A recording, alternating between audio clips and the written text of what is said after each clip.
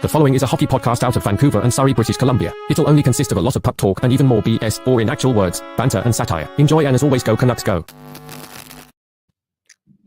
Yo, thank you, Barry Trotz. This dude can eat for free forever here in Vancouver. And remember, I shook his hand. He's a nice dude. I trust this man. And again, Kiefer Sherwood, man. Enough said.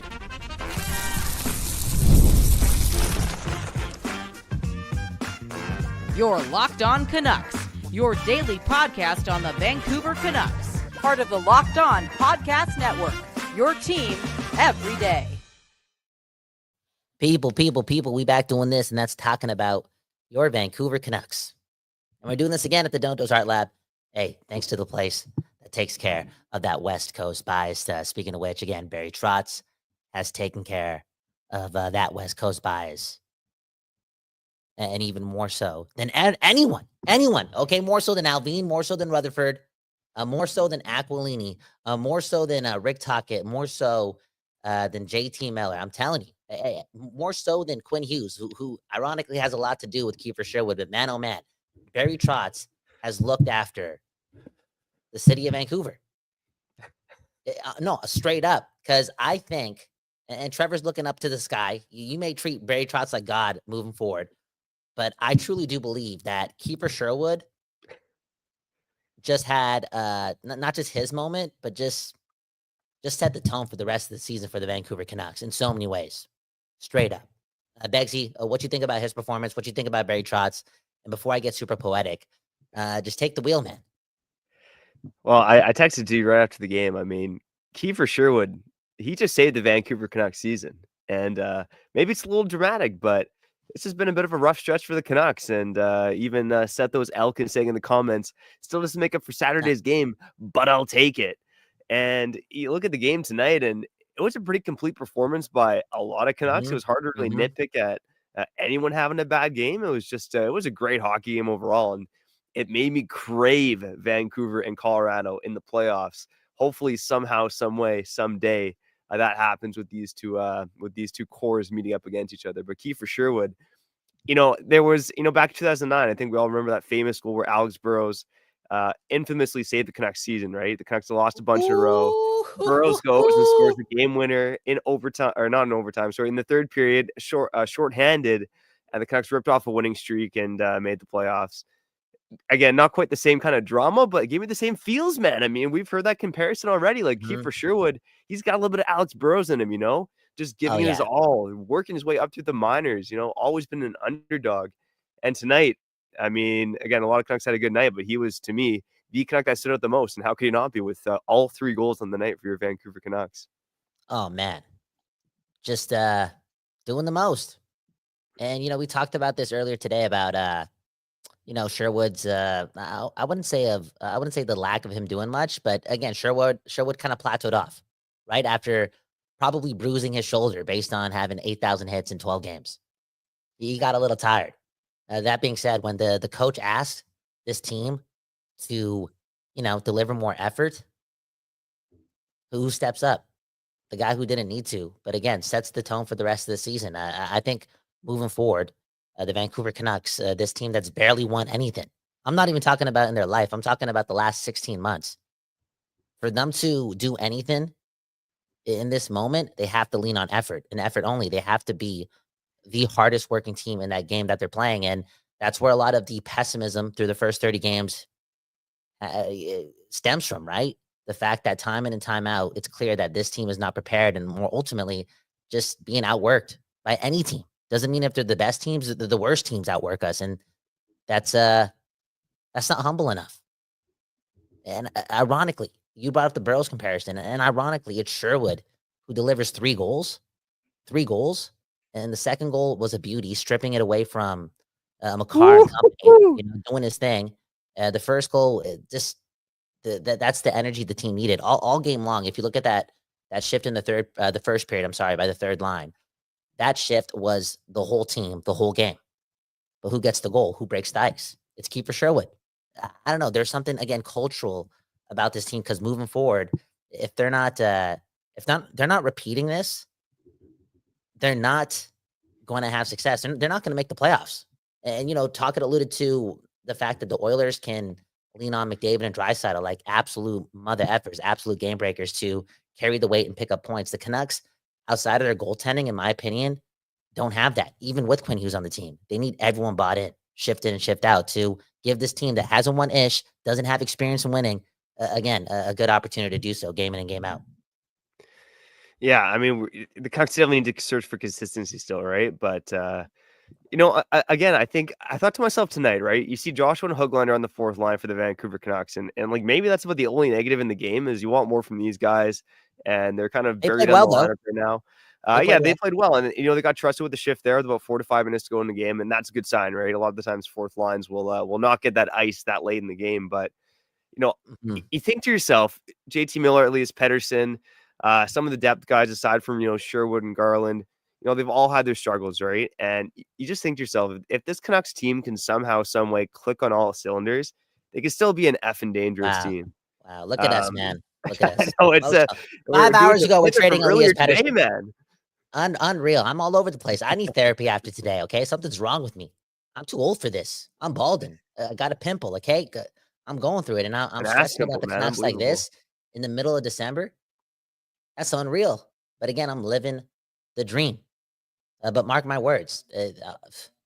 I know it's one game at a time, and I always tell myself that, and it really isn't. I'm just too emotional. But I just feel as if we're gonna look back at this moment and be like, okay, that was when the season turned around, and we got more consistent efforts from this point on because we thought we were gonna get it post Florida, but we didn't.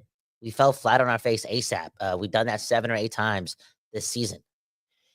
That being said, I think after today, we see it only once or twice moving forward. I think that's how important a game like this was. And again, it was cool how it happened with Kiefer Sherwood. Hey, it was cool how the fans were chanting his name.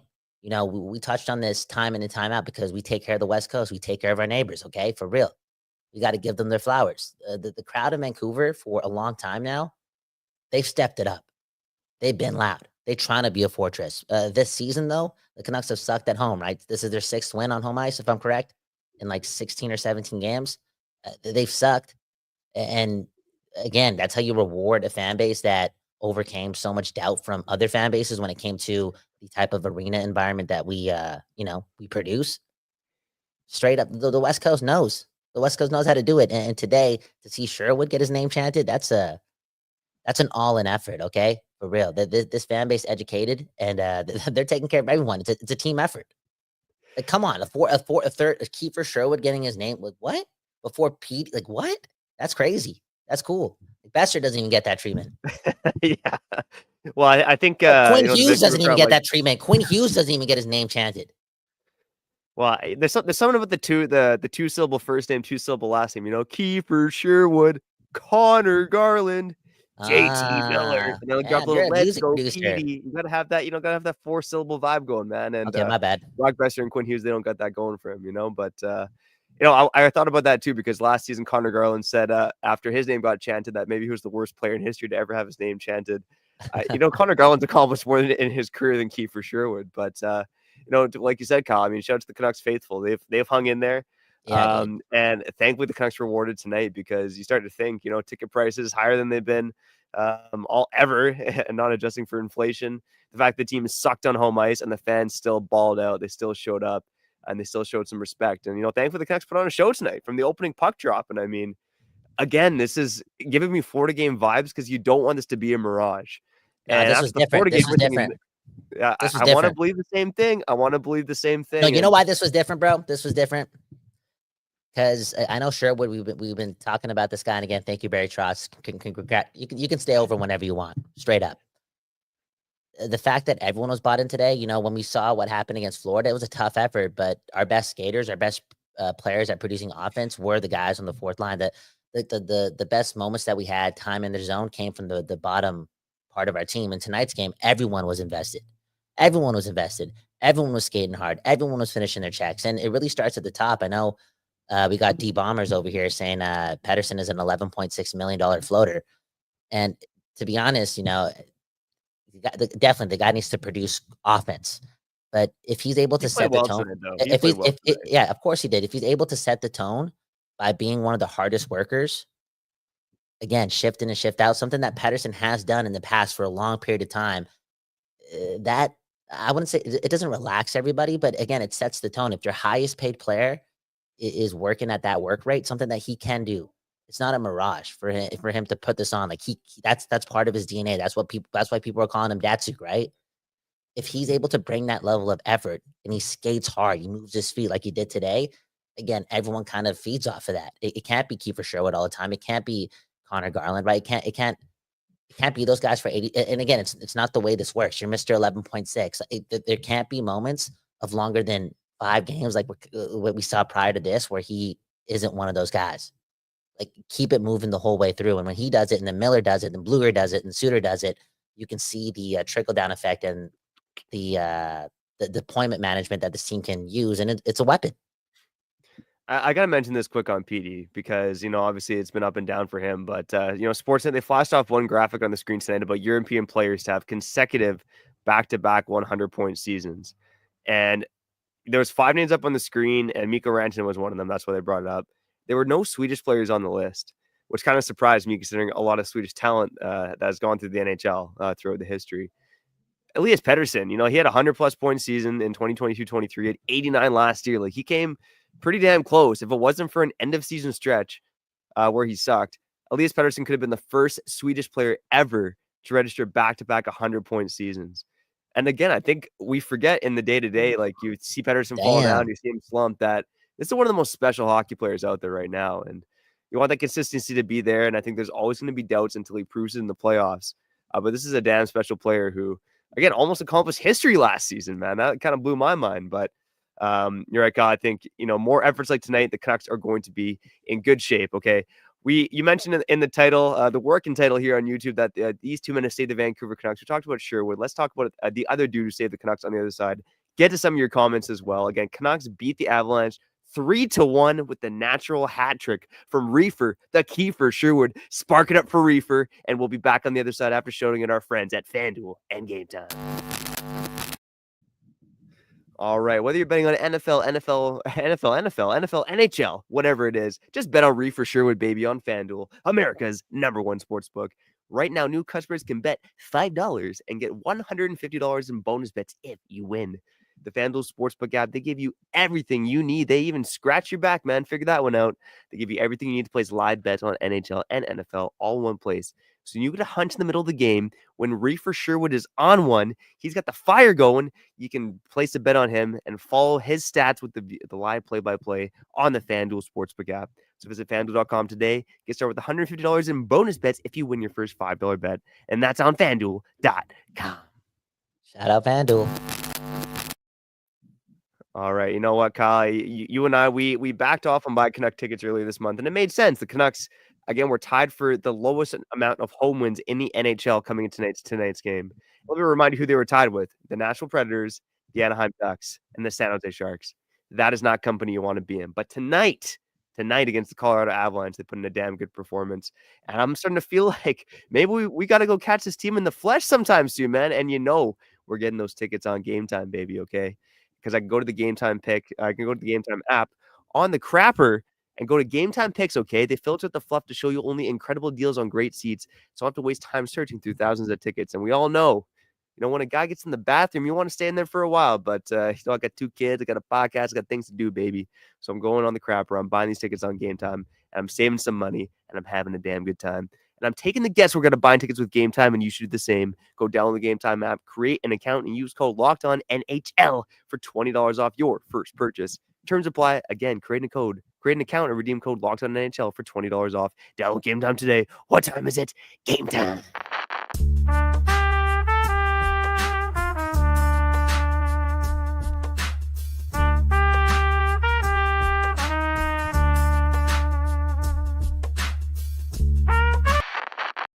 People, we back doing this, and that's talking about your Vancouver Canucks.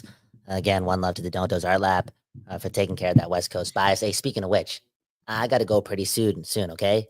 KGB making music in the background. KGB, I'm pretty sure this guy's an Oilers fan, okay? For real. That's how much he hates the Canucks. So this is probably annoying him right now. It is what it is. I'll try to transfer him over, but his time is worth a lot, and I'm having it right now. And last time I checked, he has more rings than the Canucks. Okay, so do the math, as he always says. Anyways, the Canucks 3-1 victory over the Colorado Avalanche. 3-1, yes, 3-1, not 3-0. Maybe people fell asleep and they thought Demko was going to get the shutout, but there was Dave Tomlinson jinxing him. All that being said, before we really ramble about Sherwood and Trotz and the culture and the effort level even more in the comments, talk about that, Demko. Yeah, it's disappointing he didn't get the shutout, but again, a hell of a performance from him. And there were times in the game where Colorado came on like they're going to do. They had more power plays than the Canucks. That made a difference as well. But that Demko, he didn't really have to make any of those miraculous saves tonight. He kind of had that pad stacker in the crease when he went down awkwardly. But for the most part, he was just in position all night long. And he looked like vintage Thatcher Demko. And I do think the Canucks, credit to them, I think the defense actually played a pretty good game overall without really diving into the numbers. But, Vinny D threw some big hits. Tyler Myers had some moments. I thought that Susie Juleson pairing, they played pretty well overall. I mean, they limited the high danger chances for the most part. But Thatcher Demko came up when he had to, especially later in the third period when, the Canucks were sitting back a bit and Colorado was pressing. So, I mean, this is exactly what you want to see from Thatcher Demko. Nice to see him do this after getting his the first time he's had consecutive starts since that mop-up duty last April. So it's been a while for Thatcher Demko since he played back-to-back games. And for him to look as good as he did tonight, playing his second game in a row for the first time in forever, and against a damn good hockey team as well. Yeah, I feel pretty good about it, man. But again, pretty full team effort. So I want to give the defense some credit too, because this defense has taken a beating in this market, and rightfully so. But they played pretty damn well tonight. They played hard. They what's the word? Executed right on whatever the game plan was. Everything was kind of like 1, 2, 3, 4, 5. Everything was connected. It was nice. It was nice. But again, Demko, we saw this in his 2 losses. Right, fearless, able to move the body around. Get up ASAP. And he did a bit of that in the third period, not so much in the first 2 periods, because again, everything was kind of structured in place. But just the fact that he's getting up healthy and again, fearless. You want that in an athlete, right? Especially coming off a what's it again? A peptitis and a peptitis, man. Honestly, man. A peptitis. We got to find a cure for a peptitis, man. Anyways, let's get to some comments and see where the conversation goes. I think I got like 2 or 3 more minutes left. Begsy may finish the show. I don't know. But hey, happy holidays. Look at my aunt. Okay, she's saying people judge Pettersson like no one else on the team. Give it a rest. The aunt, she's feeling generous. Can't wait to read her Christmas card. Okay. I think the criticism for Pettersson, for the most part this season, has been fair, because even on Pettersson's off days where he's not putting up points, again, we've seen multiple game stretches where he doesn't perform like he did tonight. And I think at bare minimum, Mr. Selke, right? Mr. Pettersson, 2A4, Mr. Datsuk, he's got to bring that level of effort time in and time out. People can see that. People aren't blind here. They want to see that, and they deserve to see that. And, Tocchet talked about needing more energy from the guys. Obviously, he's calling out Pettersson there. And we can say Pettersson set the tone tonight, but until we see that consistently, the noise is not going to stop surrounding his name. And I also wonder if he felt threatened by Buffalo, right? Like, should they threaten to trade him every single week to get the most out of him, or what? Yeah, seriously, nothing like a little fire under your ass to get you going. But again, Pettersson overall has to be better, but it's a high bar for this guy, and he's still around a point a game. Played a pretty good game tonight, obviously. He sets a DeBrusk in front, and DeBrusk just has a roll off his stick. He hits the post in the first period. I thought he skated hard defensively, especially when Quinn Hughes turned the puck over on the power play there. He had a really good game overall. So I don't want to dive too deep into that necessarily, but again, Elias Pettersson, he's going to face heat in this market. But at the end of the day, he's still a damn good hockey player. I did want to bring up one thing to you, Kyle, that I found interesting, and that was, obviously they split Hughes and Miller, Hughes and Pettersson on the power play tonight. Pettersson plays in the first unit with, Besser, DeBrusk, Garland. Miller kind of plays in the second unit with the mop-up guys. I mean, look, I've been on the bandwagon of split these guys up in the power play, have them compete with each other, but I did find it a little odd that Miller ended up with all the guys in the second unit. I mean, what was your feeling? What was your thoughts on that when you saw the power play trotted out tonight? Damn. I think I want to dive deeper into this on a longer spiel. And again, I'm running out of time, right? Because we can go in a lot of ways, but I will say, I think it's best for this team right now during this stretch and Miller fans are going to hate this, but to allow Pettersson to have the puck more in the power play. Just let him feel it, okay? And like, you know what I'm saying? I know it sounds nurturing and whatnot, but it's also something that I think he could pull off, or something that is kind of needed for real. Like, we need Pettersson touching the puck way more on the power play. Rocket science, right? If you're not completely confident and whatnot, you need to like feel the puck, make your plays. All in all, I'm patient. I'm not going to complain. Maybe you can move Garland off to Breskov and put Miller back, but I'm okay with it. Nothing like giving Petey some time on the PP. We all need some time with our PP. You know what I mean? Let me throw out one more comment here, Kyle. If you got to bounce, no problem. But D Bombers in the comments saying, Kyle, let us know how you feeling, bro. And Kyle, you always do a great job of that. He said, Trevor, give us the stats we didn't even know existed. You might know that these ones exist, but I do want to highlight Kiefer Sherwood again. So Kiefer Sherwood right now, he's tied for the team lead on the Vancouver Canucks with 15 points at even strength. Only Quinn Hughes has as many points as Kiefer the Reefer Sherwood. He leads the Canucks in terms of points per 60 at even strength. He's 37th overall in the NHL. And in terms of goals at even strength, he has 9 goals overall at even strength, and his goals per 60, 13th overall in the NHL. He actually trails P.U. Suter on the Vancouver Canucks, who is 12th. So there you go. We'll talk about it. Played good today too. P.U. Suter and Kiefer Sherwood, two of the most efficient players in hockey right now in terms of putting the biscuit in the net. But with Kiefer Sherwood, the shooting percentage is a lot lower because he's creating his own opportunities. And man, oh man, thank you, Barry Trotz. Kyle, round of applause to you, man. This all happened because of you. If you guys don't know, Kyle Bowen met Barry Trotz in the summer, and he said thank you. He said thank you. There you go, man. Kiefer Sherwood was turning up for your Vancouver Canucks. No, I met Barry Trotz, and if people don't know, what did I say to him? I shook his hand, and I said, this is right before game 1 against Nashville, and I said, I was talking hockey with him. Then right at the end of our conversation, I said, yo, I don't mean this, but good luck. And I walked away. Crazy, man. Anyways, Barry Trotz, the fact that Kiefer Sherwood, he just let him go and wouldn't pay him 1.5 or whatever Sherwood's getting paid, is all you need to know about his money management skills. So, Trevor Beggs, you should. I know the guy. I can hook you up with him. Maybe he needs a financial advisor. Okay. All in all, though, Barry Trotz, in my opinion, GM of the year. All I'm saying. Kiefer Sherwood, again, setting the tone for the Vancouver Canucks. I'm gonna get out of here. Okay, Beggsy. Maybe if you're gonna stick around, do your thing. You can sign out. But I got to go. Again, Beggsy, KGB's a Boston Bruins fan, okay? You think he wants me to talk about the Canucks? He's an Oilers fan, okay? All right, get out of here. I'm reading one more comment, and I'll say goodbye. He has posters of Wayne Gretzky in the other room, okay? So, all right, go give him a smack, buddy. Go give him a smack. Okay. Appreciate you, buddy. Peace. Take care. All right, well, let's wrap up here on Locked On Canucks, and I do want to shout out at least one more comment before we go, and that's here from Mike Laval. We are probably the deepest team in the NHL on forward and net. Once we shore up the defense, I could see us having a strong shot at the cup. And this is an emotional market here in Vancouver. And obviously there is a lot of trauma in this fan base. But what have Kyle and I said since before the season started? This Vancouver Canucks team is a Stanley Cup contender. And things haven't necessarily gone according to plan on defense, especially, and on offense for that matter, for the fact that they're not shooting the puck as much as they should. But this is a damn good hockey team. And you saw it tonight. I mean, again, Joshua and Höglander on the fourth line, that is an absolute luxury. The fact that you got P.U. Suter and Teddy Blueger both going. Kiefer Sherwood obviously doing his thing. And you got some great forwards at the top of the lineup in Pettersson, Miller, Besser, DeBrusk, and Garland. This is a damn good hockey team. And oh, by the way, again, Thatcher Demko, hell of a game tonight. Kevin Lankin has been one of the best goalies in the league. This Canucks team can be dangerous. They just have not put it all together yet. But we're not even at the halfway point of the season yet. They got things to figure out on home ice. They need to shoot the puck more. But this is a damn good hockey team, as Mike Laval is saying. And, let us know if you feel the same in the comments. But I'm believing in this Vancouver Canucks team to do something special. And again, it's a 3-year window. I think they can bring the cup home in the next 3 years.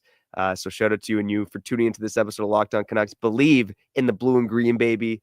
And again, if you like what we're doing, make sure you go subscribe and like this video on YouTube. On the podcast side, go follow us and leave a good old 5-star review. We got to get out of here, though. That was Kyle Bowen, my brother, my co-host, doing his thing. I'm Trevor Beggs, and thanks for tuning into this episode of Locked on Canucks. Kiefer the Reefer, let's go, baby.